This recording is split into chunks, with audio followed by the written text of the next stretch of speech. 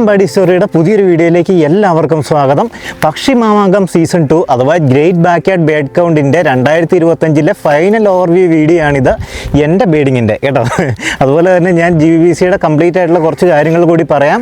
ഒരുപാട് കഥകൾ പറയണമെന്നൊക്കെ വിചാരിച്ചതായിരുന്നു. പക്ഷേ പക്ഷി മാമാങ്കം നമ്മൾ ബേഡിങ്ങിന് പോയിട്ട് തന്നെ ഇപ്പം ഒരു 5 ആഴ്ചയൊക്കെ ആയിട്ടുണ്ട്. അതുകൊണ്ട് തന്നെ എനിക്ക് ഒരുപാട് കാര്യങ്ങളൊക്കെ ഓർമ്മയില്ല. കുറേ കാര്യങ്ങൾ എനിക്ക് പറഞ്ഞു നിൽക്കാനുള്ള ഒരു എന്താ പറയുക മെൻ്റൽ സ്ട്രെങ്തും ഇപ്പോൾ ഇല്ല കാര്യം പറഞ്ഞു കഴിഞ്ഞാൽ. അതുകൊണ്ട് കുറച്ച് കാര്യങ്ങൾ പറയാം, കുറച്ച് വിശേഷങ്ങൾ പറയാം, കുറച്ച് എക്സ്ട്രാ കാര്യങ്ങളും പറയാം. എന്നിട്ട് ഞാൻ പെട്ടെന്ന് തന്നെ നമുക്ക് ഈ ഒരു പക്ഷി മാമാങ്കം സീസൺ 2 അങ്ങ് ഫിനിഷ് ചെയ്തേക്കാം.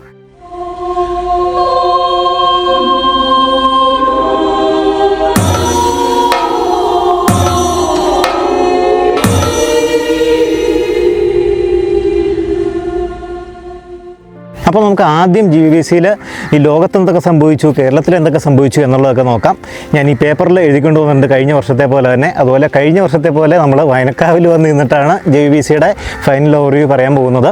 2025 ഫെബ്രുവരി 14 തൊട്ട് 17 വരെയായിരുന്നു GVBC അഥവാ ഗ്രേറ്റ് ബാക്ക്യാർഡ് ബേഡ് കൗണ്ട് എന്ന് പറയുന്ന ഒരു ഇവൻറ്റ് നടന്നിരുന്നത്. ഈ ബേഡ് നടത്തുന്ന ഒരു ഇവൻ്റാണ് നമ്മൾ മാക്സിമം പക്ഷികളെയും മാക്സിമം ചെക്ക് ലിസ്റ്റുകളും എല്ലാം ക്രിയേറ്റ് ചെയ്യുക. ലോകത്തുള്ള എല്ലാ പക്ഷികളുടെയും പ്രത്യേകിച്ച് ദേശാടന പക്ഷികളുടെയും മൂവ്മെൻറ്റ് അതുപോലെയുള്ള കാര്യങ്ങളെയെല്ലാം ട്രാക്ക് ചെയ്യുക എന്നുള്ളൊരു ഉദ്ദേശം കൂടിയുണ്ട് ഈ ഒരു GVBCക്ക്. ഈ ലോകത്തെ എല്ലാ സ്ഥലങ്ങളിൽ നിന്നുള്ള ആളുകളും പങ്കെടുക്കുന്ന ഒരു വലിയ ഒരു ഇവന്റ് തന്നെയാണ് GVBC എന്ന് പറയുന്നത്. ഞാനിപ്പോൾ ഈ ഡേറ്റ പറയുന്നത് മാർച്ച് 7 GVBCയുടെ ഒരു റിപ്പോർട്ട് അവർ പുറത്തു വിട്ടു, ഇത്രയൊക്കെ കാര്യങ്ങൾ നടന്നു എന്ന് പറഞ്ഞിട്ട്. അതിന് ശേഷം പുതിയ അഡീഷൻസ് ഒക്കെ വന്നിട്ടുണ്ട്. ശരിക്കും പറയുകയാണെങ്കിൽ മാർച്ച് 7 പറഞ്ഞിരിക്കുന്ന പ്രകാരം ഈ ലോകത്തെ ബേഡേഴ്സ് എല്ലാവരും കൂടി ചേർന്നിട്ട് 8078 സ്പീഷീസ് പക്ഷികളെയാണ് റിപ്പോർട്ട് ചെയ്തിരിക്കുന്നത് ഈ ഒരു GVBCയിൽ. പക്ഷേ അതിനുശേഷം ഞാനിപ്പോൾ ഇപ്പോഴത്തെ ഒരു ഡേറ്റ നോക്കുമ്പോൾ 8110 ആയിട്ടുണ്ട് ആ സ്പീഷീസ് കൗണ്ട് എന്ന് പറയുന്നത്. 2024 158 സ്പീഷീസ് കൂടുതലുമാണത്. നിങ്ങളൊന്ന് ആലോചിക്കണം, ഈ ലോകത്തുള്ളത് 11,188 പക്ഷികളാണെന്നാണുള്ള കണക്ക്. അതിൽ തന്നെയാണ് നമുക്ക് ഈ ഒരു 8110 സ്പീഷീസുകളെ കിട്ടിയിരിക്കുന്നത്. അതുമാത്രമല്ല ആളുകളെല്ലാവരും കൂടെ ചേർന്നിട്ട് 3,87,000-ലധികം ചെക്ക് ലിസ്റ്റുകളും സബ്മിറ്റ് ചെയ്തിട്ടുണ്ട്. മെർലിൻ എന്ന് പറയുന്ന ഫോട്ടോ ഉപയോഗിച്ചും ശബ്ദം ഉപയോഗിച്ചും ലക്ഷണം ഉപയോഗിച്ചും പക്ഷികളുടെ ID കണ്ടുപിടിക്കുന്ന ആപ്ലിക്കേഷൻ 6,55,500 തവണ ഈ ഒരു GVBCയുടെ സമയത്ത് ആളുകൾ ഉപയോഗിച്ചിട്ടുണ്ട്. നിങ്ങൾ ഉപയോഗിക്കുന്നില്ലെങ്കിൽ ഒന്ന് ഉപയോഗിച്ച് നോക്കുക. ഞാൻ അതിൻ്റെ ട്യൂട്ടോറിയലെല്ലാം ചെയ്തിട്ടുണ്ട്. അതുപോലെ തന്നെ eBay ട്യൂട്ടോറിയലുകളും നമ്മുടെ ചാനലിലുണ്ട്, കണ്ടു നോക്കുക നിങ്ങൾക്ക് പക്ഷി നിരീക്ഷണം താല്പര്യമുള്ളതാണെങ്കിൽ. അതുമാത്രമല്ല 8,38,000-ലധികം ആളുകൾ ഈ ഒരു ഇവൻറ്റിൽ പങ്കെടുത്തിട്ടുമുണ്ട്. സന്തോഷകരമായിട്ടുള്ളൊരു കാര്യം എന്താണെന്ന് വെച്ചാൽ ഈ ഇവൻറ്റിൽ പങ്കെടുത്ത ടോപ്പ് 3 കൺട്രീസിൽ രണ്ടാമത് ഇന്ത്യയാണുള്ളത്. ആദ്യത്തേത് US ആണ്. അവിടെ നിന്ന് 2,258 പ്ലസ് ചെക്ക് ലിസ്റ്റുകൾ സബ്മിറ്റ് ചെയ്യപ്പെട്ടിട്ടുണ്ട്. 670 സ്പീഷീസുകളെയാണ് US കിട്ടിയിരിക്കുന്നത്. രണ്ടാം സ്ഥാനത്തുള്ള ഇന്ത്യയിൽ 69,112 പ്ലസ് ചെക്ക് ലിസ്റ്റുകളാണ് സബ്മിറ്റ് ചെയ്യപ്പെട്ടിരിക്കുന്നത്. അതുമാത്രമല്ല 1086 സ്പീഷീസുകളെ ഇന്ത്യയിൽ നിന്ന് നമ്മുടെ ബേഡേഴ്സ് എല്ലാവരും കൂടി ചേർന്നിട്ട് കണ്ടുപിടിച്ചിട്ടുമുണ്ട്. മൂന്നാം സ്ഥാനത്തുള്ളത് കാനഡയാണ്. 26,420 ചെക്ക് ലിസ്റ്റുകളിൽ നിന്ന് 247 സ്പീഷീസുകളെയാണ് കാനഡയിൽ കണ്ടെത്തിയിരിക്കുന്നത്. ഒരു രസകരമായിട്ടുള്ളൊരു കാര്യം കൂടെ പറയുകയാണെങ്കിൽ ഇന്ത്യയിൽ നിന്ന് മെർലിൻ ബേർഡ് ID ഉപയോഗിച്ച് ഏറ്റവും കൂടുതൽ കണ്ടുപിടിച്ചിരിക്കുന്ന പക്ഷി റെഡ് വെൻറ്റഡ് ബുൾബുളാണ്, നാട്ടു ബുൾബുൾ. രണ്ടാം സ്ഥാനത്തുള്ളത് കോമൺ മൈന, നാട്ടു മൈനയാണ്. മൂന്നാം സ്ഥാനത്ത് പർപ്പിൾ സൺബേർഡാണ്, കറുപ്പൻ തേൻകിളി. അതൊക്കെ രസകരമായിട്ടുള്ള കാര്യമാണ്. ഇതുപോലുള്ള ഡേറ്റാസൊക്കെ നിങ്ങൾക്ക് ഈ ബേർഡിൻ്റെ ഒഫീഷ്യലായിട്ടുള്ള അല്ലെങ്കിൽ ബേഡ് കൗണ്ട് ഇന്ത്യയുടെയോ എവിടെയെങ്കിലുമൊക്കെ ഒഫീഷ്യലായിട്ടുള്ള വെബ്സൈറ്റുകളിൽ കയറി നോക്കിയാൽ അറിയാം. നട്ടുച്ചയാണ്, ഞാൻ പെട്ടെന്ന് പറഞ്ഞിട്ട് ഓടാനുള്ള ധൃതിയും കൂടിയാണ്. ഒരു കാര്യം കൂടെ പറയാം, കൊളംബിയയിലാണ് ഏറ്റവും കൂടുതൽ പക്ഷികളെ കണ്ടുപിടിച്ചിരിക്കുന്നത്, 1374 സ്പീഷീസുകൾ. ഇനി ഞാൻ GVBCയിൽ എൻ്റെ കുറച്ച് കാര്യങ്ങൾ പറയാം. ഞാൻ ഈ 4 ദിവസങ്ങളിലായിട്ട് കണ്ടെത്തിയിരിക്കുന്നത് 172 സ്പീഷീസുകളെയാണ്. അതിൽ തന്നെ 7 ലൈഫറുകളുണ്ട്. ഇന്ത്യയിലെ ബേഡേഴ്സിനിടയിൽ സ്പീഷീസ് കൗണ്ടുകളുടെ എണ്ണത്തിൽ 52ാം സ്ഥാനം എനിക്കുണ്ട്. അതുപോലെ തന്നെ ചെക്ക് ലിസ്റ്റുകളുടെ കാര്യത്തിൽ 209ാമത്തെ സ്ഥാനമാണ് എനിക്കുള്ളത്. ഞാൻ നേരത്തെ പറഞ്ഞിരുന്നു ഒരുപാട് ചെക്ക് ലിസ്റ്റുകൾ ഇങ്ങനെ ഇടാൻ പോയില്ല. ഞാൻ 15 മിനിറ്റിൽ ചെക്ക് ലിസ്റ്റുകൾ ഇട്ടില്ല. അതുകൊണ്ട് തന്നെ ചെക്ക് ലിസ്റ്റുകൾ ഒരുപാടൊന്നും ഇല്ലായിരുന്നു. എനിക്ക് 44 ചെക്ക് ലിസ്റ്റുകളായിരുന്നു ഉണ്ടായിരുന്നത്. ഇനി കേരളത്തിലെ സ്ഥാനം പറയുകയാണെങ്കിൽ കേരളത്തിൽ 172 സ്പീഷീസുമായിട്ട് സ്പീഷീസ് കൗണ്ടിൽ ഞാൻ ഫസ്റ്റ് ആയിട്ടുണ്ട്. ഇത് സ്പീഷീസ് ലെവലിലെയും ചെക്ക് ലിസ്റ്റ് ലെവലിലെയും ടോപ്പ് 10 ആളുകളെയാണ് നിങ്ങൾ ഈ കാണുന്നത്. ഈ കാണുന്ന വീഡിയോയിൽ നിങ്ങൾ ആരെങ്കിലുമൊക്കെ ഉണ്ടെങ്കിൽ കൺഗ്രാജുലേഷൻസ്. അത് മാത്രമല്ല, ഇവർക്ക് മാത്രമല്ല, ശരിക്കും പറഞ്ഞാൽ GVBCയിൽ പങ്കെടുത്ത എല്ലാവർക്കും കൺഗ്രാജുലേഷൻസ്. ഇതിൽ അങ്ങനെ പ്രത്യേകിച്ച് ജയം തോൽവി ഒന്നുമില്ല. അതൊക്കെ നമ്മളൊരു സ്പിരിറ്റിൽ എടുക്കുന്ന ഒരു കാര്യം മാത്രമാണ്. ശരിക്കും പറഞ്ഞു കഴിഞ്ഞാൽ നമ്മളെല്ലാവരും കൂടെ ചേർന്ന് സിറ്റിസൺ സയൻസ് ആണ് ചെയ്യുന്നത്. പക്ഷികളെ കൂടുതലായിട്ട് കണ്ടുപിടിക്കുന്നു, പക്ഷികളുടെ ഡേറ്റ കളക്ട് ചെയ്യുന്നു, ദേശാടന പക്ഷികൾ എവിടെയൊക്കെ ഉണ്ട് എന്നുള്ളതൊക്കെ അറിയുന്നു. അങ്ങനെയൊക്കെയുള്ള കുറേ രസകരമായിട്ടുള്ള കാര്യമാണ് ചെയ്യുന്നത്. പിന്നെ നമ്മൾ ഈ ഒരു ടോപ്പ് സെറ്റപ്പ് വെച്ചേക്കുന്നതുകൊണ്ട് ഒരു ത്രില്ലുണ്ട്, അത്ര മാത്രമേ ഉള്ളൂ. ശരിക്കും അത്രയേ ഉള്ളൂ ശരിക്കും പറഞ്ഞാൽ ഒരു ടോപ്പ് എന്ന് പറയുന്ന ഒരു സംഭവത്തിന്. So congratulations every one. ഇനി കേരളത്തിലെ മുഴുവൻ കാര്യം പറയുകയാണെങ്കിൽ 349 സ്പീഷീസാണ് കേരളത്തിൽ നിന്ന് കിട്ടിയിട്ടുള്ളത്. 13,500-ലധികം കംപ്ലീറ്റ് ചെക്ക് ലിസ്റ്റുകളും ക്രിയേറ്റ് ചെയ്യപ്പെട്ടിട്ടുണ്ട്. 14 ജില്ലകളിൽ നിന്നായിട്ട് 3,938 ഈബേർഡ് ഹോട്ട്സ്പോട്ടുകളും ആളുകൾ ആക്സസ് ചെയ്തിട്ടുണ്ട്, അവിടെ ലിസ്റ്റ് ചെയ്തിട്ടുണ്ട്. 226 സ്പീഷീസുമായിട്ട് എറണാകുളം ജില്ല ഏറ്റവും ടോപ്പിൽ നിൽക്കുന്നു. ഇനി കുറച്ച് നേരം ഞാൻ എൻ്റെ GBVC വിശേഷങ്ങൾ പറയാം. ഒരുപാടൊന്നും പറയുന്നില്ല, കാരണം ഒരുപാട് എനിക്ക് പറയാനുണ്ടായിരുന്നു. പക്ഷേ ഇപ്പോൾ എനിക്കത് അത്രയും നേരം പറയാൻ തോന്നുന്നില്ലാത്തതുകൊണ്ടാണ്. 4 ദിവസങ്ങളായിട്ട് നമ്മൾ പോയ സ്ഥലങ്ങളൊക്കെ നിങ്ങൾ കണ്ടതാണ്. ആദ്യത്തെ ദിവസം പോയത് തൃശ്ശൂരായിരുന്നു, അതിരാവിലെയാണ് പോയത്. ശരിക്കും പറഞ്ഞാൽ GBVCക്ക് ഞാൻ ഇറങ്ങേണ്ടതല്ല, തലേന്ന് രാത്രിയാണ് ഞാൻ വിചാരിച്ചത് അങ്ങ് പോയേക്കാം എന്നിങ്ങനെ മനസ്സിലിങ്ങനെ പറയായിരുന്നു, പോകാം വേണ്ട.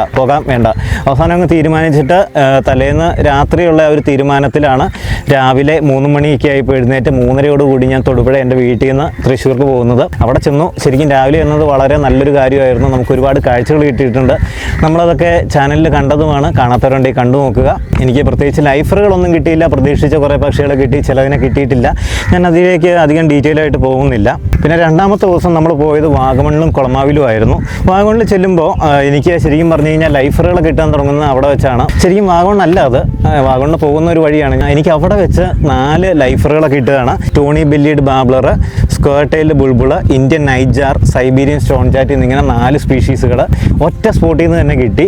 പിന്നെ ഞാൻ അവിടെ നടന്ന് കുറച്ച് പക്ഷികളെ കണ്ടുപിടിച്ചു. എനിക്ക് വഴികുലുക്കീനെയൊക്കെ കിട്ടണമെന്ന് ആഗ്രഹം ഉണ്ടായിരുന്നു, അതായത് ഗ്രേ വാക്ടയിൽ. പക്ഷേ അതിനൊന്നും കിട്ടിയിട്ടില്ല.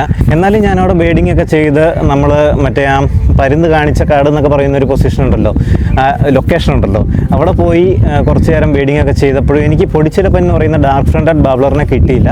എനിക്ക് ഈ ഒരു ബേഡിങ്ങിൻ്റെ സമയത്ത് അല്ലെങ്കിൽ GBVC ആ ഒരു കാലഘട്ടത്തിൽ എനിക്കതിനെ കിട്ടിയിട്ടേ ഇല്ല. അതൊക്കെ എനിക്കൊന്ന് പറയണം എന്നുണ്ടായിരുന്നു. പക്ഷേ ഇരുന്നങ്ങ് കഥ പറയാനുള്ള ഒരു നേരം ഇല്ലാതെയായിപ്പോയി. പക്ഷേ പൊടിച്ചിലപ്പനെ അവിടെ തേടി പോയി കഴിഞ്ഞപ്പോൾ ഞാൻ വ്ളോഗൊക്കെ എൻഡ് ചെയ്തിട്ട് പോരാൻ നേരത്ത് എനിക്ക് മുത്തുപിള്ളേനെ അവിടെ നിന്ന് കിട്ടി. അത് കണ്ടുകൊണ്ടിരിക്കുന്ന ബ്രൗൺ ബ്രസ്റ്റഡ് ഫ്ലൈ ക്യാച്ചർ ആ ഒരു സ്ഥലത്തുള്ളതാണ്. പക്ഷേ എനിക്ക് അങ്ങ് പോയി എടുക്കണം എന്നൊക്കെ ആഗ്രഹം ഉണ്ടായിരുന്നതാണ്. പക്ഷേ സമയമില്ലാത്തതുകൊണ്ട് അവിടെ പോയി എടുക്കണ്ടല്ലോ, മുത്തുപിള്ളേനെ വിട്ടേക്കാം എന്നൊക്കെ വിചാരിച്ചതായിരുന്നു. പക്ഷേ അവിടെ ജസ്റ്റ് നോക്കിയപ്പോൾ അവിടെ ഇരിപ്പുണ്ടായിരുന്നു, അതിനെ കിട്ടി. നേരെ കുളമാവ് വന്നു. അവിടെയും ഡാർക്ക് ഫ്രണ്ടഡ് ബാബ്ലറിനെ നോക്കി, പൊടിച്ചിലപ്പനെ നോക്കിയെങ്കിലും കിട്ടിയില്ല. എന്നാലും കുറച്ച് അങ്ങനെ അലഞ്ഞിരിഞ്ഞ് നടന്നിട്ട് നമുക്ക് അത് റെസ്റ്റിറ്റൈൽഡ് ഫ്ലൈ ക്യാച്ചറാണ് എനിക്ക് തോന്നുന്നു. അവിടെ നിന്ന് കുറച്ച് സ്പെഷ്യലായിട്ടുള്ള ഈ സീസണിൽ വരുന്ന ഒരുത്തനാണ്, സ്ഥിരമുള്ളതാണ്. എന്നാലും അതിനെയൊക്കെ കിട്ടി. ഞാൻ ഈ ഓടിച്ചോടിച്ച് പറഞ്ഞു പോവുകയാണ് കേട്ടോ, സോറി. എനിക്ക് ഒരുപാട് കഥകൾ പറയാനുണ്ടായിരുന്നു, എന്നാലും സാരമില്ല. ഞാൻ ശരിക്കും പറഞ്ഞു കഴിഞ്ഞാൽ ഈ രണ്ടാമത്തെ ദിവസം എറണാകുളം സൈഡ് പിടിക്കാനായിരുന്നു പരിപാടി. അതായത് 4ാമത്തെ ദിവസം നമ്മൾ ചെയ്ത പ്ലാൻ ഉണ്ടല്ലോ, തട്ടേക്കാട്, കടമക്കുടി അല്ലെങ്കിൽ കളമശ്ശേരി, അതിനുശേഷം കടമക്കുടി. പക്ഷേ ഞാനതിനെക്കുറിച്ച് ചാനലിൽ പറഞ്ഞതുമാണ്. പക്ഷേ ആദ്യത്തെ ദിവസത്തെ തൃശ്ശൂർ യാത്ര കഴിഞ്ഞപ്പോൾ എനിക്ക് ചെറിയൊരു മടുപ്പ് തോന്നി. ഒരുപാട് മടുപ്പൊന്നും ഇല്ല, പക്ഷേ ചെറിയൊരു മടുപ്പ് തോന്നി പറഞ്ഞാൽ ഞാൻ വാഗമൺ പിടിച്ചതാണ്. പക്ഷേ 3ാമത്തെ ദിവസം ഞായറാഴ്ചയായിരുന്നു. അന്ന് ഞാൻ വളരെ മിതമായ നിരക്കിൽ മാത്രം പരിപാടി ചെയ്യാമെന്ന് ഓർത്തിട്ട് രാവിലെ ആനക്കയത്ത് വന്നു. ആനക്കയത്ത് കുറച്ച് സാധാരണ ബേഡ്സ്, കാരണം എനിക്ക് എൻ്റെ ഈ ഒരു പ്രദേശം കൂടി ഈ ബേഡിൽ GBVCയുടെ ഉൾപ്പെടുത്തണം എന്ന ആഗ്രഹം ഉണ്ടായിരുന്നു. വലിയ പക്ഷികളൊന്നും കണ്ടുപിടിക്കാൻ വേണ്ടിയിട്ടായിരുന്നില്ലെങ്കിലും. അതുകൊണ്ട് നമ്മളിവിടെ വന്നു, വയനക്കാവ് വന്നു. ഇത് വയനക്കാവാണ്. ആനക്കയത്ത് വന്നു, വയനക്കാവ് വന്നു. പിന്നെ ജഡൻസ് നൈജാറിനെ കണ്ടുപിടിക്കാൻ പറ്റുമോ എന്നൊക്കെ ഒരു ശ്രമം നടത്തി നോക്കി. നിങ്ങൾ ആ വീഡിയോയിൽ കണ്ടതാണ്, കിട്ടിയില്ല. വെറുതെ ഉറുമ്പേടിയെ കൊണ്ട് ഓടി പോയിട്ട് വന്നു. അതിനുശേഷം കലയന്താനിയിൽ വെട്ടിമറ്റം എന്ന് പറയുന്ന ഒരു സ്ഥലത്തുള്ള നമ്മുടെ ഒരു കാടുണ്ട്. കാടല്ല, ഒരു തേക്കും കൂപ്പാണ്. അവിടെ പോയി കുറച്ച് പക്ഷികളെ കണ്ടുപിടിക്കാൻ പറ്റി. സ്മോൾ മിനുവറ്റ് എന്ന് പറയുന്ന തീച്ചിന്നനെ അവിടെ നിന്നാണ് എനിക്ക് കിട്ടിയത്. പിന്നെ ലെസർ യെല്ലോ നെയ്പ്പിനെ അവിടെ നിന്ന് കിട്ടി. പക്ഷേ പിറ്റേ ദിവസം തട്ടേക്കാട് നിന്നും കിട്ടി, കളമശ്ശേരിയിൽ നിന്നും കിട്ടിയെന്ന് എനിക്ക് തോന്നുന്നു, കൃത്യമായിട്ട് ഓർക്കുന്നില്ല. അപ്പോൾ എന്തായാലും നമുക്ക് അവിടെ പോയതുകൊണ്ട് ഒരു രസം ഉണ്ടായിരുന്നു. പക്ഷേ അതിനുശേഷം ഞാൻ വ്ളോഗ് എൻഡ് ചെയ്തിട്ട് വീട്ടിൽ വന്ന് ചോറൊക്കെ കൊണ്ടിട്ട് അമരങ്കാവിൽ പോയിരുന്നു. അമരങ്കാവിൽ പോയപ്പോൾ അവിടെ സാധാരണ കുറച്ച് പക്ഷികൾ മാത്രമേ ഉണ്ടായിരുന്നുള്ളൂ. വഴികുലുക്കി എന്ന് പറയുന്ന ഒരു പക്ഷിയെ കാണാൻ സാധ്യതയുണ്ടായിട്ട് പോലും ഒരിടത്തു നിന്നും കണ്ടിട്ടില്ലല്ലോ, എവിടെ പോയി എന്നൊക്കെ ആലോചിച്ചപ്പോൾ ഇവിടെ തൊടുപുഴയ്ക്ക് അടുത്ത് തന്നെ അരുവിക്കുത്ത് എന്ന് പറയുന്നൊരു വെള്ളച്ചാട്ടമുണ്ട്.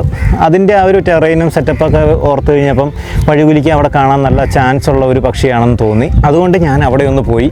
ഞാൻ വ്ളോഗ് ചെയ്തില്ല. പക്ഷേ അവിടെ ചെന്ന് കഴിഞ്ഞപ്പോൾ നല്ലൊരു മനോഹരമായിട്ടുള്ള ഒരു ലോകമായിരുന്നു ഞാൻ കണ്ടത്. എനിക്ക് കോട്ടയം ജില്ലയിലേക്കൊന്ന് കടക്കണമെന്നുണ്ടായിരുന്നു ആ ഞായറാഴ്ച ഉച്ച കഴിഞ്ഞിട്ട്. പക്ഷേ അത് വേണ്ടാന്ന് വെച്ചിട്ടാണ് ഞാൻ ഈ അമരങ്കാവിലും അരുവികുത്തിലുമായിട്ട് നിന്നത്. കാരണം കോട്ടയം ജില്ലയിൽ പോയി കഴിഞ്ഞാൽ എനിക്ക് 2-3 സ്പീഷീസ് എക്സ്ട്രാ കിട്ടുമായിരിക്കും. പക്ഷേ അതിനുവേണ്ടി അത്രയും ദൂരം പോകേണ്ടി വരും എന്നെനിക്ക് തോന്നി. അരുവികുത്ത് എന്ന് പറയുമ്പോൾ ഇവിടെ നിന്ന് ഒരു 10 കിലോമീറ്റർ പോലും, അല്ലെങ്കിൽ ഒരു 10 കിലോമീറ്റർ 5 കിലോമീറ്റർ റേഡിയസിനകത്ത് ഇരിക്കുന്ന ഒരു സ്ഥലമാണ്. അതുകൊണ്ട് വളരെ എളുപ്പമുള്ളൊരു കാര്യമായിരുന്നു കൊണ്ടാണ് വഴികുലുക്കിയെ തപ്പി അവിടെ പോയത്. പക്ഷേ വഴികുലുക്കിയെ തപ്പി അവിടെ പോയി കഴിഞ്ഞപ്പം രസകരമായിട്ടുള്ള ഒരു പ്രകൃതി കണ്ട് കുറച്ച് നേരം GVSയുടെ തിരക്കുകളെല്ലാം മാറ്റി വെച്ച് അവിടെ അലിഞ്ഞു ചേർന്ന് നിന്നു. അവിടെ നിന്ന് എനിക്ക് കുറച്ച് തുമ്പികളുടെ വീഡിയോയും ഫോട്ടോയൊക്കെ എടുക്കാൻ പറ്റി. അതുപോലെ ഞാൻ അവിടെ ചെന്ന് കഴിഞ്ഞപ്പോഴും സ്ട്രൈറ്റഡ് ഹെറോൺ എന്ന് പറയുന്ന ചിന്നക്കൊക്കിനെ അവിടെ അവിചാരിതമായിട്ട് കാണുകയുണ്ടായി. അങ്ങനെ അതിനെ നമുക്ക് അൺഎക്സ്പെക്റ്റഡ് ആയിട്ടുള്ള ഒരു അഡീഷനായിട്ട് GVSയിലേക്ക് കിട്ടുകയും ചെയ്തു. അതുപോലെ വഴികുലുക്കിയെ അവിടെ നിന്ന് കിട്ടുകയും ചെയ്തു. അവിടെ നിന്ന് കണ്ട കുറച്ച് കാഴ്ചകളാണ് നിങ്ങൾ ഈ കാണുന്നത് കേട്ടോ. അരുവികുത്തോടു കൂടി ഞാൻ അന്നത്തെ പരിപാടി നിർത്തി ഒരു 4 മണിയൊക്കെ ആയപ്പോഴത്തേക്കും വീട്ടിൽ വന്നിട്ട് കുളിയൊക്കെ കഴിഞ്ഞ് പയ്യെ ചായ കുടിച്ച് വീട്ടിൽ തന്നെ ഇരുന്ന് സന്ധ്യയൊക്കെ ആസ്വദിച്ച് അങ്ങനെ ഇരുന്നു. കുറച്ച് നേരം ഒന്ന് റെസ്റ്റ് എടുത്തു. കാരണം പിറ്റേ ദിവസം നമ്മൾ തട്ടേക്കാട് പോവുകയാണ്. തട്ടേക്കാട് ചെന്നു, രാവിലെ തന്നെ ചെന്നു. നമുക്ക് ടാർഗറ്റഡ് ആയിട്ടുള്ള ഒരു വിധപ്പെട്ട പക്ഷികളെയൊക്കെ കണ്ടുപിടിച്ചെടുത്തിട്ടുണ്ട്. ഞാൻ ഡീറ്റെയിൽ ആകുന്നില്ല. അതിനുശേഷം കളമശ്ശേരിക്ക് പോയി. കളമശ്ശേരി ചെല്ലുമ്പോൾ ഞാനൊരു സീൻ ഉണ്ടായിരുന്നു എന്ന് പറഞ്ഞിരുന്നു. കളമശ്ശേരി കഴിഞ്ഞിട്ട് കടമക്കുടി പോകുന്ന വഴിക്ക് എന്താണെന്ന് വെച്ച് കഴിഞ്ഞാൽ, കളമശ്ശേരി ചെല്ലുന്ന വഴിക്ക് വനത്തിലേക്ക് എത്തുന്നതിന് മുമ്പ് ഒരു നാരങ്ങ വെള്ളം കുടിക്കാമെന്നൊക്കെ ഓർത്ത് ഞാനൊരു കടയിൽ ചെന്നു. ആ കടയിൽ ചെന്ന് ഞാൻ എൻ്റെ വണ്ടിയിൽ നിന്ന് ഇറങ്ങി ഹെൽമെറ്റ് ഊരിയിട്ട് വണ്ടിയിൽ വെച്ച് കഴിഞ്ഞപ്പോഴത്തേക്ക് അത് നിലത്തി ആടിയിട്ട് അതിൻ്റെ ആ വൈസർ ഉണ്ടല്ലോ, ഫ്രണ്ടിലത്തെ ഗ്ലാസ്, അതിൻ്റെ സൈഡിലത്തെ സ്ക്രൂ അങ്ങ് പൊട്ടിപ്പോയി. പിന്നെ ഞാൻ അത് അങ്ങനെ തന്നെ വെച്ചുകൊണ്ട് വനത്തിൽ പോയി ബേഡിങ് ചെയ്തു. പക്ഷേ അത് കഴിഞ്ഞിട്ട് പോരാൻ തുടങ്ങിയപ്പോഴാണ് മനസ്സിലായത് കടകട എന്നുള്ള ഒച്ചയും ഭയങ്കരമായിട്ട് അടിച്ചുകൊണ്ടിരിക്കുമ്പോൾ നമുക്ക് ഭയങ്കര ഡിസ്ട്രാക്ഷനാണ്. വണ്ടി ഓടിച്ച് പോരുക എന്ന് പറയുന്നത് നടക്കുന്നൊരു കാര്യമല്ല. അതുകൊണ്ട് ഞാൻ കടമക്കുടിയിലേക്ക് പോകുന്നതിന് മുമ്പേ കളമശ്ശേരി ഭാഗത്തൊക്കെ ഒന്ന് ശരിക്കും അന്വേഷിച്ച് നോക്കി എവിടെയുണ്ട് ഈ ഒരു സ്ക്രൂ കിട്ടുന്ന കട എവിടെയുണ്ടെന്ന്. 2-3 ഹെൽമെറ്റ് കടയിൽ ചെന്ന് ചോദിച്ചപ്പോൾ കിട്ടിയില്ല, അവിടെയൊന്നും കണ്ടില്ല. അതിനുശേഷം ഒരു ഹെൽമെറ്റ് കടക്കാരൻ പറഞ്ഞു 214 പില്ലറിലോ മറ്റോ, 214 41 എന്ന് എനിക്ക് ഓർമ്മയില്ല, അങ്ങനെ ഒരു നമ്പറിൽ, അതായത് മെട്രോയുടെ പില്ലറിൽ അവിടെ ഒരു സ്ക്രൂ കിട്ടുന്ന ഒരു സ്ഥലമുണ്ടെന്ന് പറഞ്ഞു. അതോർത്തുകൊണ്ട് ഞാൻ അങ്ങനെ അങ്ങ് പോയി അങ്ങനെ 1 മണിക്കൂറോളം ഞാൻ അതിനു വേണ്ടിയിട്ട് നടന്നു. അങ്ങനെ എനിക്ക് കുറേ സമയം നഷ്ടമായെങ്കിലും ശരിക്കും ആ ഒരു ബേഡിങ്ങിൻ്റെയും മടുപ്പിൽ നിന്നും എനിക്കൊരു ഡിസ്ട്രാക്ഷൻ ഉണ്ടായി. അതുകൊണ്ട് തന്നെ കടമക്കുടിയിൽ ചെന്ന് കഴിഞ്ഞപ്പോഴത്തേക്കും കുറച്ചുകൂടി ഒരു ആരോഗ്യം മാനസികമായിട്ട് വന്നിരുന്നു. പിന്നെ കടമക്കുടിയിൽ ചെന്ന് കഴിഞ്ഞപ്പോഴത്തേക്കും കടമക്കുടിയിൽ ശരിക്കും പോകണമോ എന്ന് ചിന്തിച്ചതാണ്. അവിടെ ചെന്നാൽ എന്തായാലും ലാഭമായി എന്നുള്ളത് നിങ്ങൾക്ക് വീഡിയോ കണ്ടു കഴിഞ്ഞാൽ അറിയാം. എനിക്ക് അവിടെ നിന്ന് 3 ലൈഫറുകളെയാണ് കിട്ടിയത്. അതിലൊരെണ്ണത്തെക്കുറിച്ച് ഞാൻ പറഞ്ഞിട്ടുള്ളൂ, ടിബറ്റൻ സാൻഡ്ഫ്ലവർ കൂടാതെ എനിക്ക് അവിടെ നിന്ന് ടെറക്സ് സാൻഡ് പൈപ്പർ എന്ന് പറയുന്ന ഒരു പക്ഷിയെ കിട്ടിയിട്ടുണ്ട്. അതുപോലെ ഡൺലിൻ എന്ന് പറയുന്ന ഒരു പക്ഷിയെയും കിട്ടിയിട്ടുണ്ട്. അതിനെ ഫോട്ടോകളിൽ നിന്നാണ് ഞാൻ കണ്ടുപിടിച്ചത്. ആ ടിബറ്റൻ സാൻഡ്ഫ്ലവറുകളുടെ ഇടയ്ക്ക് ഇങ്ങനെ ഇരിക്കുകയായിരുന്നു. ഞാൻ പിന്നീട് വീട്ടിൽ വന്ന് ഫോട്ടോസ് അനലൈസ് ചെയ്ത് നോക്കിയപ്പോഴാണ് കണ്ടുപിടിച്ചത് കേട്ടോ. അത് മാത്രമല്ല പസഫിക് ഗോൾഡൻ ഫ്ലവറിനെയും നമുക്ക് തൃശ്ശൂരിൽ നിന്ന് കിട്ടാതെ പോയ സ്പോട്ട് ബിൽഡൊക്കെ, അതുപോലെ ഈ തൃശ്ശൂരിൽ നിന്നും കുളമാവിൽ നിന്നും കിട്ടാതെ പോയിരുന്ന ലിറ്റിൽ ഗ്രീബ്, അതിനെയൊക്കെ അവിടെ നിന്ന് കിട്ടി. അവിടെ വന്നില്ലായിരുന്നെങ്കിൽ നഷ്ടമായേനെ. അതുപോലെ മാർഷ് സാൻഡ് പൈപ്പർ. ആ വ്ളോഗ് കണ്ടു കഴിഞ്ഞാൽ എൻ്റെയൊക്കെ മലയാളം പേര് നിങ്ങൾക്ക് കാണാൻ പറ്റും കേട്ടോ. എനിക്കിപ്പോൾ പെട്ടെന്ന് ഓർത്ത് പറയാൻ പറ്റുന്നില്ല. Marsh sand piper, green common green shank, common red shank, അങ്ങനെയൊക്കെയുള്ള പക്ഷികളെ കിട്ടി അവിടെ നിന്ന്. അങ്ങനെ ഒരു രസകരമായിട്ടുള്ള ഒരു പരിപാടിയായിരുന്നു ഉണ്ടായിരുന്നത്. ഒട്ടും തീരുമാനമില്ലാതിരുന്നൊരു കാര്യമായിട്ട് ഒരു പാതിരാത്രിക്ക് തോന്നിയിട്ട് ഇറങ്ങി ഓടിയതാണ്. പിന്നെ നമ്മളത് ഒരു കാര്യം ചെയ്യാൻ തുടങ്ങുമ്പോൾ അത് ഏറ്റവും നന്നായിട്ട് ചെയ്യുക എന്നുള്ളൊരു ആഗ്രഹമുള്ളതുകൊണ്ടാണ് ഞാൻ അങ്ങനെ ഇൻറ്റൻസീവായിട്ട് തന്നെ ചെയ്തത് കഴിഞ്ഞ വർഷത്തെ പോലെ. പിന്നെ വ്ളോഗിലേക്ക് ഞാൻ അധികം ശ്രദ്ധിച്ചില്ല. കുറച്ച് പ്രശ്നങ്ങളൊക്കെ ഉണ്ടായിട്ടുണ്ട്. തൃശ്ശൂർ നിൽക്കുമ്പോൾ എനിക്ക് എപ്പോഴോ ഫോൺ പോക്കറ്റിൽ നിന്ന് എടുത്തപ്പോൾ തോന്നിയിരുന്നു ക്യാമറ ഓപ്പൺ ആയിരുന്നു, അതുപോലെ അതിൻ്റെ സെറ്റിങ്സ് ഓപ്പൺ ആയിപ്പോണ്ടായിരുന്നു. അപ്പോഴെനിക്ക് തോന്നി എന്തോ പ്രശ്നം ഉണ്ടോയെന്ന്. പക്ഷേ ഞാൻ പെട്ടെന്ന് നോക്കിയിട്ടൊന്നും കാണാത്തതുകൊണ്ട് കണ്ടിന്യൂ ചെയ്തു. ആ 4 ദിവസത്തെ വ്ളോഗും അതുപോലെ തന്നെ നമ്മൾ ഇന്ത്യൻ നൈജാറിനെ കണ്ടുപിടിക്കാൻ വേണ്ടി അടുത്തൊരു വ്ളോഗ് വരുന്നുണ്ട്. അത് ചിലപ്പം നിങ്ങൾ കണ്ടിട്ടുണ്ടായിരിക്കാം. അതിലും ക്യാമറയുടെ വൈബ്രേഷൻ അല്ലെങ്കിൽ സ്റ്റെബിലൈസേഷൻ ഓപ്ഷൻ ഓഫായിരുന്നു. ഇമേജ് സ്റ്റെബിലൈസേഷൻ എന്നാണോ അതിൻ്റെ വൈബ്രേഷൻ എന്താ സംഭവം മനസ്സിലായല്ലോ. ആ ഒരു സംഭവം ഓഫായിരുന്നു എന്നുള്ളത് ഞാൻ ശ്രദ്ധിച്ചതേയില്ല. അതുകൊണ്ട് തന്നെ ഈ വ്ളോഗ് ചെയ്യുന്ന പാട്ട് ഭയങ്കര കട എന്ന് അടച്ചുകൊണ്ടിരിക്കുകയായിരുന്നു. അത് എനിക്ക് പോലും എഡിറ്റ് ചെയ്യുമ്പോൾ കുറച്ച് അനോയിങ് ആയിരുന്നു. കുറച്ച് പേര് പറയുകയും ചെയ്തു. പക്ഷെ ഒന്നും ചെയ്യാനില്ല. ഞാൻ സോഫ്റ്റ്വെയർ വെച്ച് അതിനെ സ്റ്റെബിലൈസ് ചെയ്യാൻ നോക്കിയെങ്കിലും അത്ര ഭംഗിയായില്ല. അതുകൊണ്ട് ഞാൻ അങ്ങനെ തന്നെ വിട്ടു. കണ്ടിട്ടായിരിക്കാൻ എന്തെങ്കിലുമൊക്കെ വേണമല്ലോ. പിന്നെ ചില സമയത്ത് മൈക്ക് ഓഫായി പോയിരുന്നു. അതുകൊണ്ട് വോയിസ് റെക്കോർഡായില്ല. പിന്നെ നമ്മൾ വോയിസ് ഓവർ ചെയ്യുന്നതുകൊണ്ട് അതൊക്കെ അഡ്ജസ്റ്റ് ചെയ്തു. കളമശ്ശേരിയിൽ ചെന്ന ആ ഒരു ബിഗിനിങ് ഭാഗത്തൊക്കെ ശരിക്കും പറഞ്ഞു കഴിഞ്ഞാൽ മൈക്ക് ഓഫായിരുന്നു കുറച്ച് ഭാഗമൊക്കെ. അത് വേറെ ചില സ്ഥലങ്ങളിലും അങ്ങനെയൊക്കെ ഉണ്ടായിരുന്നു. അങ്ങനെ കുഞ്ഞു ചലഞ്ചൊക്കെ ഉണ്ടായിരുന്നു. എന്നാലും രസകരമായിട്ട് കംപ്ലീറ്റ് ചെയ്തെന്നാണ് കരുതുന്നത്. ഒരു നല്ല യാത്രയായിരുന്നു. 7 ലൈഫറുകളെ കിട്ടി.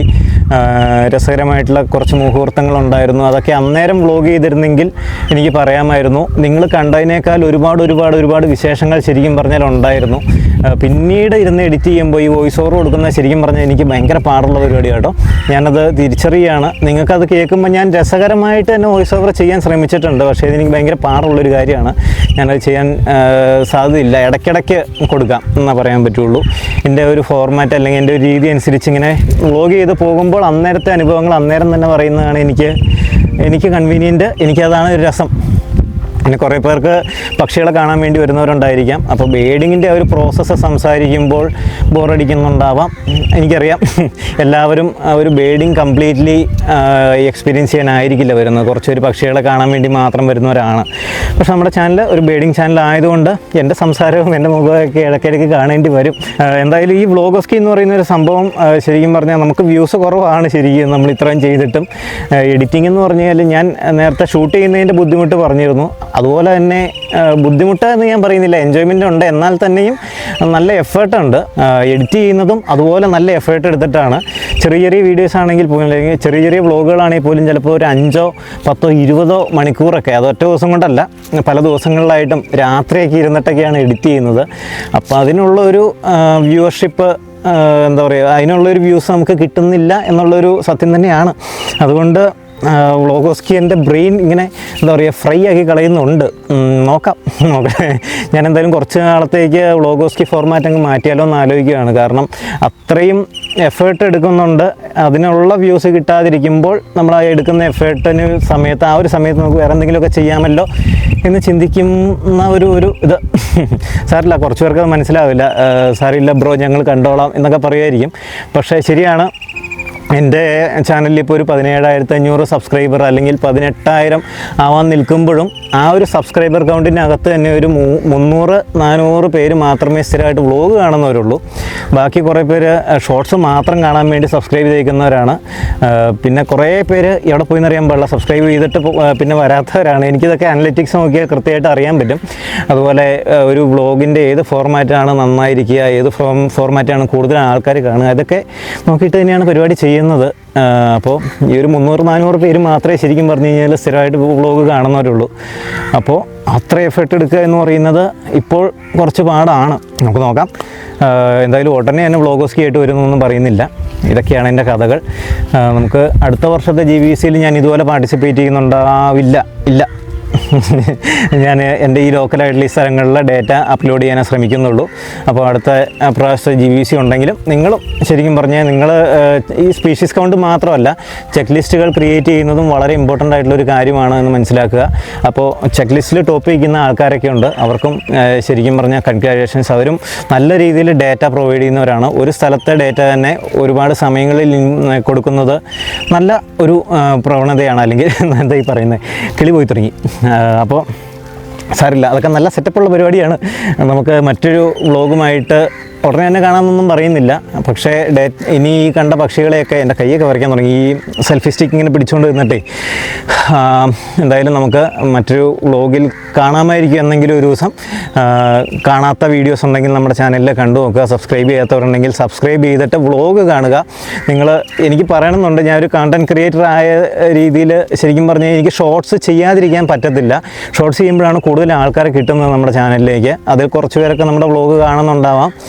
നിങ്ങളിൽ ചിലരൊക്കെ ഷോർട്സ് കണ്ടിട്ടായിരിക്കാം ചാനലിലേക്ക് ആദ്യമായിട്ട് വന്നത്. പക്ഷേ ഞാൻ പറയുകയാണ്, ഈ ഷോർട്സ്, റീൽസ് എന്നൊക്കെ പറയുന്ന സാധനം പക്ക ബ്രെയിൻ റോട്ട് സാധനമാണ്. നിങ്ങൾ വിചാരിക്കും നിങ്ങൾക്ക് റിലാക്സേഷൻ കിട്ടുന്ന ഒരു സാധനമാണെന്ന് ഓർത്തിട്ടായിരിക്കും ഇടയ്ക്കിരുന്ന് തോണ്ടുന്നത്. പക്ഷേ ഇതൊരു ഇമോഷണൽ റോളർ കോസ്റ്ററാണ്. നിങ്ങളുടെ ഹോർമോൺ എന്താ പറയുക, ഡോപ്പമിൻ പോലെയുള്ള ഹോർമോൺസിന് വളരെ ദോഷമായിട്ടുള്ളൊരു കാര്യമാണ് ഈ വെർട്ടിക്കൽ വീഡിയോ, കുഞ്ഞു വീഡിയോ ഇരുന്ന് കാണുക എന്നുള്ളത്. എനിക്കറിയാം അപ്പോൾ ഈ സിഗരറ്റ് പാക്കറ്റിൻ്റെ മുകളിലൊക്കെ ആരോഗ്യത്തിന് ഹാനികരം എന്ന് എഴുതി വെക്കുന്ന പോലെ തന്നെ ഞാൻ പറയുകയാണ്, ഞാൻ ഷോർട്സ് ചെയ്യാതിരിക്കാൻ പറ്റത്തില്ല ഒരു ചാനലിൻ്റെ ഒരു പോയിൻ്റ് ഓഫ് വ്യൂ നോക്കുമ്പോൾ. പക്ഷേ നിങ്ങൾ നിവൃത്തിയുണ്ടെങ്കിൽ എൻ്റെയും വേറെ ഒരു ഷോർട്സും, അത് എത്ര രസകരമായിട്ടുള്ള ഒരു ഷോർട്ട് വീഡിയോ ആയിക്കോട്ടെ, റീൽസ് ആയിക്കോട്ടെ, പറ്റുമെങ്കിൽ കാണാതിരിക്കുക. ലോങ് ഫോർമാറ്റ് വീഡിയോസ് കാണുക. ശരിക്കും അതിനെക്കുറിച്ചൊന്ന് എന്താ പറയുക, ബ്രെയിൻ റോട്ട് എന്ന് പറയുന്ന സബ്ജക്റ്റിനെ കുറിച്ച് കുറേ പേര് കേട്ടിട്ടുണ്ടായിരിക്കും. നിങ്ങളൊക്കെ ബ്രെയിൻ റോട്ട് ആവരുതെന്ന് എനിക്ക് ആഗ്രഹമുണ്ട്. പക്ഷേ ഈ ബ്രെയിൻ റോട്ടിങ് ഫോർമുലാസ് യൂസ് ചെയ്താൽ മാത്രമേ ചാനൽ നിലനിൽക്കൂ എന്നുള്ളൊരു അവസ്ഥയിലാണ് ഞാൻ. എൻ്റെ ആദ്യത്തെ ഷോർട്സിലൊക്കെ വലിയ വ്യൂസ് കിട്ടാത്ത ഷോർട്സിൽ ഞാനൊരു വിഷ്വൽ തന്നെ ഒരു 5 സെക്കൻഡ് 6 സെക്കൻഡൊക്കെ വെച്ചുകൊണ്ടിരിക്കുമ്പോൾ വലിയ ഓട്ടോ ഇല്ലാതെ ആവുകയും, പിന്നെ ഈ ഒരു ബ്രെയിൻ റോട്ട് സെറ്റപ്പ് ഒന്ന് പരീക്ഷിച്ച് നോക്കിയപ്പോൾ ഒരു 3 4 അല്ലെങ്കിൽ അതുപോലും ഇല്ല, 1.5 സെക്കൻഡിനുള്ളിൽ വിഷ്വൽസ് മാറുന്ന രീതിയിൽ ഷോർട്ട് വീഡിയോ സെറ്റ് ചെയ്യുമ്പോഴാണ് ശരിക്കും വ്യൂസ് കിട്ടുന്നത്. അതിൽ എനിക്ക് സങ്കടമുണ്ട്, പക്ഷേ അങ്ങനെ ചെയ്താലേ പറ്റുള്ളൂ. അതുകൊണ്ടാണ് ഞാൻ ഇടയ്ക്ക് തുരുതുരാ ഷോർട്സ് ചെയ്യാത്തത്. അത്യാവശ്യം ഉണ്ടെങ്കിൽ മാത്രമേ ചെയ്യത്തുള്ളൂ. എന്നാലും ആരോഗ്യത്തിന് ഹാനികരമാണ്. പറ്റുന്നവർ ഷോർട്സും റീൽസും ഒന്നും കാണരുത്.